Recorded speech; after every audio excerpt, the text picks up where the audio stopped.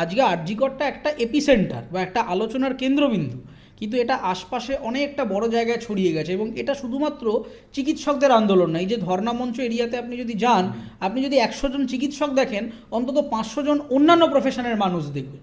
এটা শুধু চিকিৎসকদের আন্দোলন হলে আজকে এই পরিস্থিতি হতো না। এই যে গভর্নমেন্ট একেবারে প্রায় মানে নাজেহাল হয়ে যাচ্ছে, এটা শুধু চিকিৎসকরা একা 50-60 জন 100 জন চিকিৎসক করলে এটা হতো না। এবং সবথেকে বড় যেটা ইন্টারেস্টিং, আমি আগের দিনও বলছিলাম ফেসবুকে একটা ভিডিওতে, যে এর আগে একটা ধারণা ছিল মানুষের যে এই আন্দোলন বয়কট এই সমস্ত জিনিসগুলো হচ্ছে শহুরে বাবু কালচারদের জিনিস। কিছু লোকজন তারা অনেক পরে টোরে এসে শার্ট প্যান্ট পরে মাইকের সামনে হে বন্ধুগণ বলে ডায়লগ শুরু করবে। কিন্তু আশ্চর্য ব্যাপার, আপনি খবরের কাগজে রিপোর্ট দেখুন, মিডিয়া ব্রিফিং দেখুন, সেখানে দেখবেন যে এটা আর শহুরে বাবু কালচারদের সাজানো আন্দোলন নেই। গ্রামগঞ্জ মফস্বল থেকে স্বতঃস্ফূর্তভাবে বিভিন্ন বয়সের মানুষ বেরিয়ে এসছেন।